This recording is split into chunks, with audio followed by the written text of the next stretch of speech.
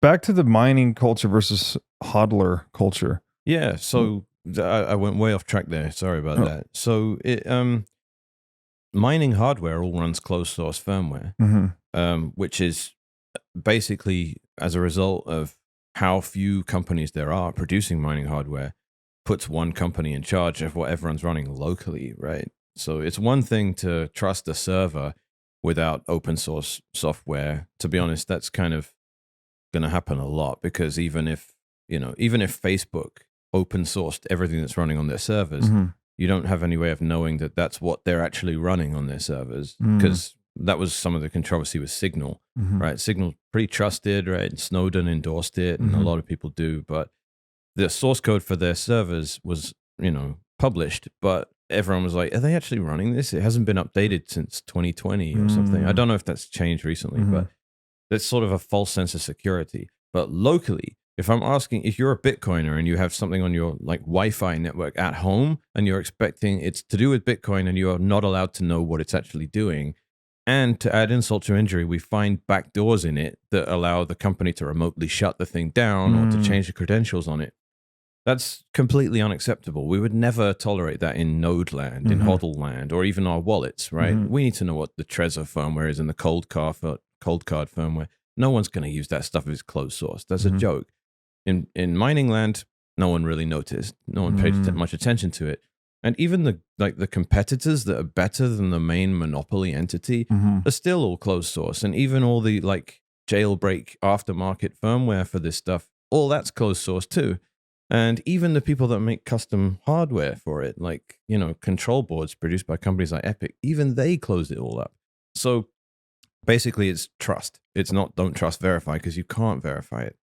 So that to me is like a window into how mining just differs in approach from what, Bitcoin proper culture is. And I need to be careful, because I don't want to insult miners, and they have their own things they have to deal with, like staggering electricity costs and just, unbelievable competition, like trying to make projections around like tradition, what the analog is for mining gold, and being like, if anyone else mines gold, the earth will algorithmically make there be less gold in the earth's crust. Like trying to predict stuff like that's horrible. And it's like, I had fun with this airplane analogy today. It's like, I don't know. We'll get to that in a bit. I should probably weave that into some later topic.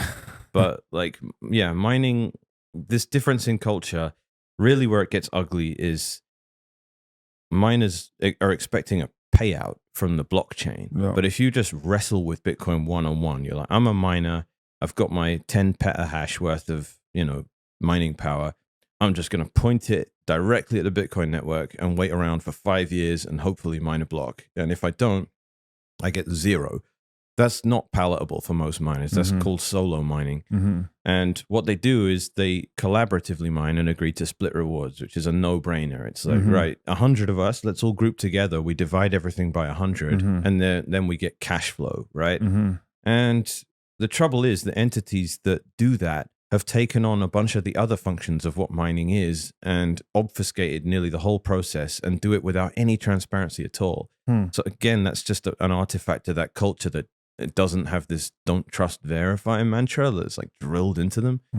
And to make matters worse, that the coordinator of all these different hashes working together to split rewards, they don't provide any transparency in what they do.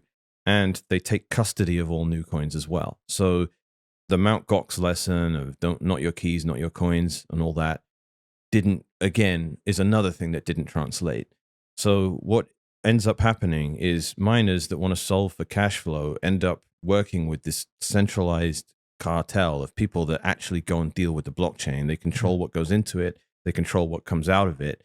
And they give the miners something. And the miner says, well, I got paid this much, and I have no way of creating any sort of link with what happened in the blockchain, because that's random. Like it's sort of deterministic, in a way where it used to be back when it was 50 Bitcoins every 10 minutes. You could sort of intuit, right? Well, this was the overall network hash rate, and I have 1% of it, so I should be getting, well, it would be 0.5 of a Bitcoin every 10 minutes. It should average out that much. That's how much I should get.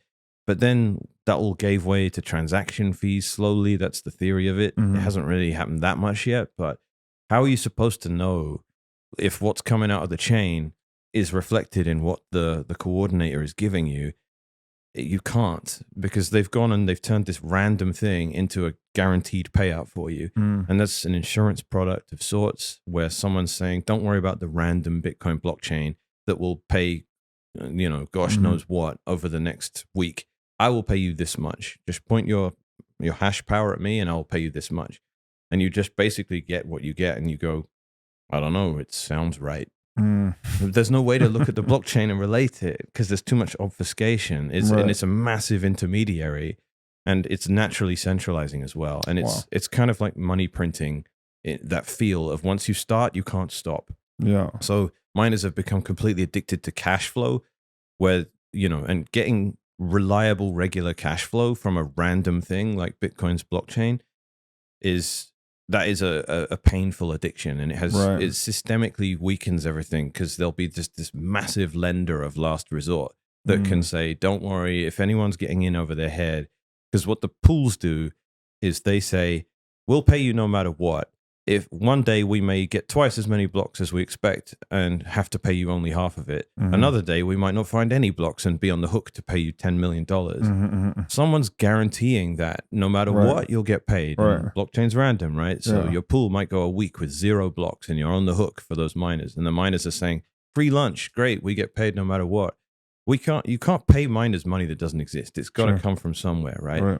So what happens is you get this mega lender of last resort that says any small pool that gets in over its head will bail you out, will lend you money, and then you also have to do what we say, which is why it starts to feel reminiscent of IMF. And I was going to say that the metaphor there, lender of last resort, so it just sounds like it's rife for or with corruption, because that's the like central bank. Exactly. Yeah, exactly. But this is one of those cases where the miner's desire for really, I don't know if the word's convenience or really good business hygiene in a way. They're just trying to match their revenue and expenses, right? Because they're getting those electricity bills every month that they have to pay. And it's easier to have revenues coming in consistently that cover that rather than feast or famine.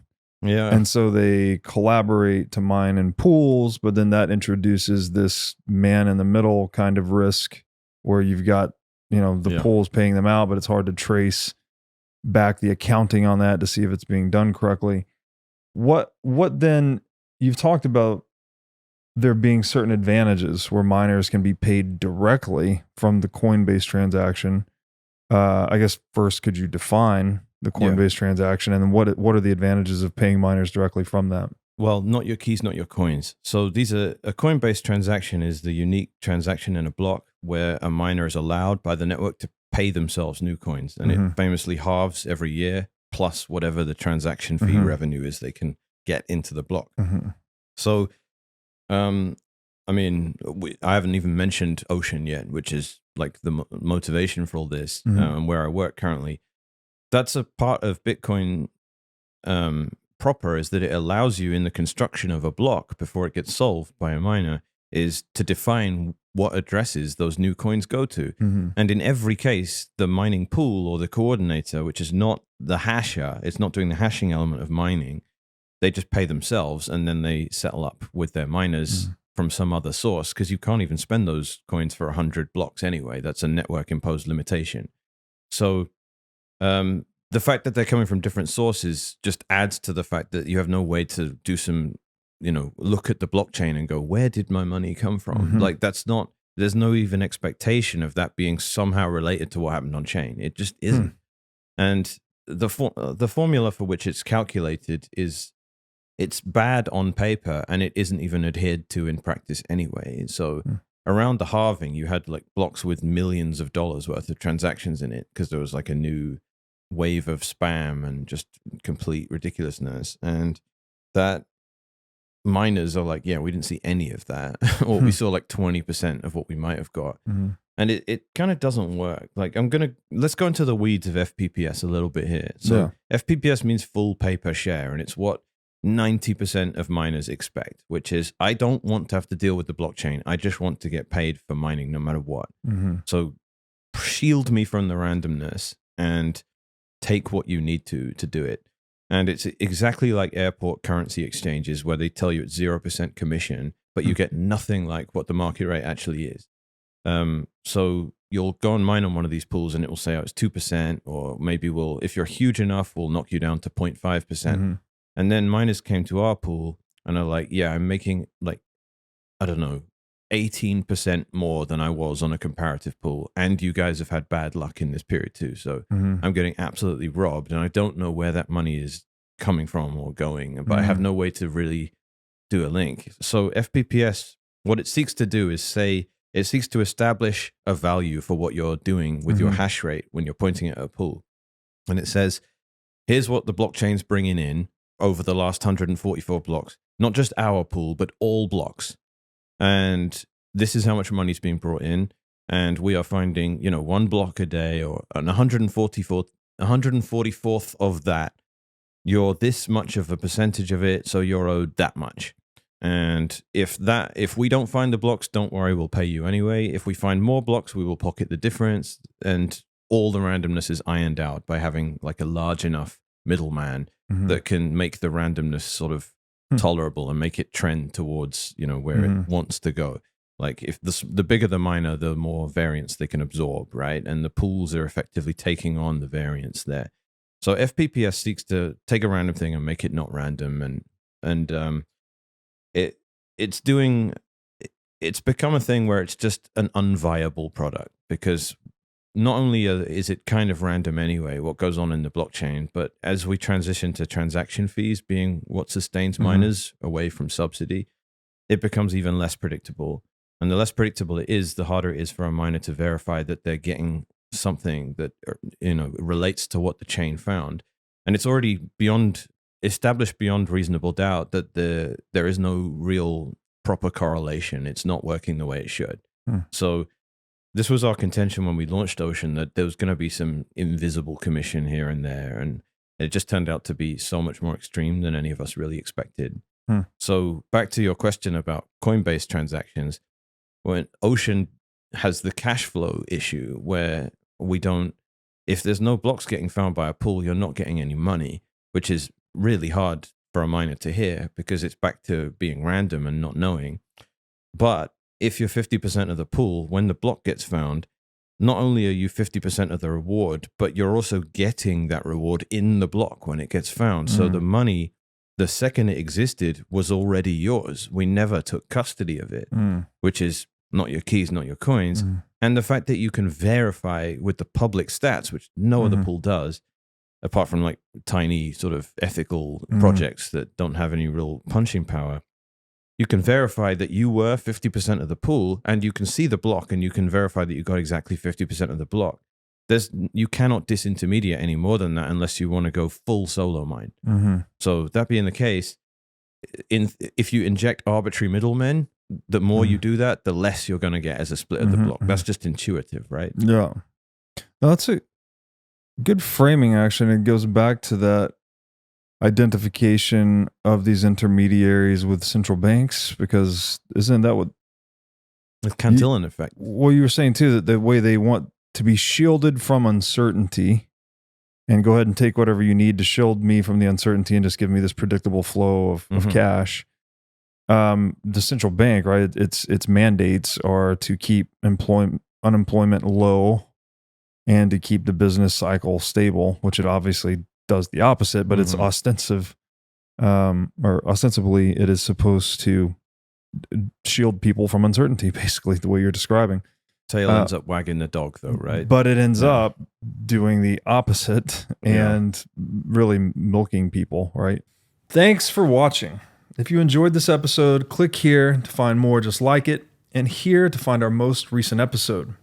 Also, make sure to like this video to help shine light on the corruption of money.